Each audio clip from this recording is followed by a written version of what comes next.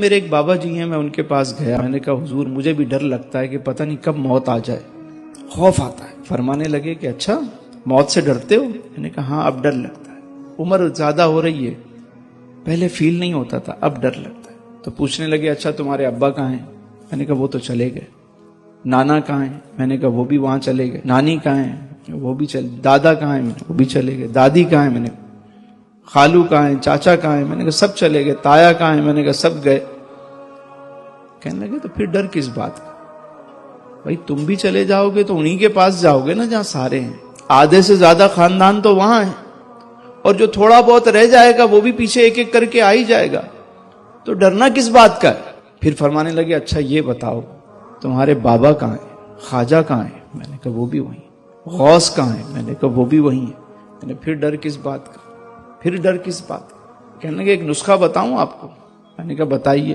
انہوں نے ایک نسخہ دیا مجھے، وہ میں چاہتا ہوں آج آپ کو بھی دے دوں، اور اس پہ عمل کر کے دیکھیں، آپ کو بہت لطف آئے گا۔ عمل کریں گے؟ فرمانے لگے بیٹا روز ان کو نا جو چلے گئے دنیا سے ان کو روز ایک تحفہ پیش کر دیا کرو۔ میں نے کہا تحفہ کیسے؟ کہنے کوئی گفٹ بھیجا کرو۔ گفٹ؟ میں نے کہا گفٹ کون سا؟ ٹی سی ایس سے بھیجوں؟ کہاں سے بھیجوں؟ کون لے کے جائے گا؟ کہنے لگے نہیں پتر، روز فاتحہ پڑھ کے نا ان کو ایصال ثواب کر دیا کرو۔ 1 مرتبہ سورہ فاتحہ، 3 مرتبہ سورہ اخلاص، اور کہو یا اللہ اس کا ثواب میں اپنے پیارے آقا صلی اللہ علیہ وسلم، تمام صحابہ کرام، تمام اہل بیت اطہار، جمیع مومنین مومنات، مسلمین مسلمات، اور بالخصوص جو آپ کے والدین ہیں، جو اعزاء اقربا، ان کا نام جو ہے نا اس میں شامل کر لیں کہ بالخصوص اس کا ثواب ان کو پہنچے۔ اب یہ روز ایصال ثواب آپ کرتے رہو۔ تو میں نے کہا اس سے کیا ہوگا؟ کہنے لگے کہ اچھا یہ بتاؤ کہ اگر تمہارا کوئی دوست ہو لاہور میں اور کراچی میں تمہیں روزانہ وہ گفٹ بھیجے، تم آفس پہنچو تو وہاں گفٹ رکھا ہوا ہو، تم گھر پہ ہو تو وہ گھر پہ تحفہ روز آئے، ڈیلی پارسل آ رہا ہے، کیا ہوگا؟ میں نے کہا میں تو بڑا خوش ہوں گا۔ کہنے لگے کہ روزانہ وہ دوست تمہیں تحفہ بھیجتا ہے، ایک بہترین بکے ہے، خوبصورت بکے آتا ہے، گفٹ آتا ہے، آپ روزانہ اس کو انجوائے کرتے ہو، اور ایک دن آپ کو پتا چلے کہ آپ کا وہ دوست جو لاہور میں ہے، جو روزانہ آپ کو تحفہ بھیجتا ہے، آج وہ خود آ رہا ہے، آپ کیا کرو گے؟ میں نے کہا میں تو بھرپور تیاری کروں گا استقبال کی، میں تو جو ہو سکے گا میں اچھے اچھے کھانے بنواؤں گا، میں تیاری کروں گا، میں اس کا استقبال کروں گا۔ تو فرمانے لگے یہی بات ہے کہ جب تم روزانہ کسی کو ایصال ثواب کرتے رہو گے نا، اپنے بزرگوں کو، اپنے بڑوں کو، اپنے والدین کو، تو جب تم دنیا سے جاؤ گے تو وہ سب تمہارے استقبال کے لیے جمع ہوں گے۔ بات سمجھ میں آئی؟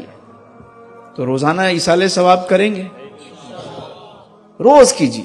پھر یہ ہوتا ہے کہ جیسے آپ نے شروع کیا اور آپ کو 2-4 نام یاد آ گئے کہ بھئی یہ چلے گئے، ان کو بھی میں ان کا نام لے لیتا ہوں، بالخصوص فلاں فلاں فلاں لے لیا۔ اب آپ کو خبر ملی یار فلاں بندے کا انتقال ہو گیا، وہ بھی آپ کا دوست تھا یا دوست کے والد تھے یا والدہ تھی، اس کا نام بھی اس فہرست میں شامل کر لیں۔ پتا چلا یار فلاں بندے کا نام بھی شامل ہو گیا، وہ بھی چلا گیا، اس کو بھی اس فہرست میں شامل کر دیں۔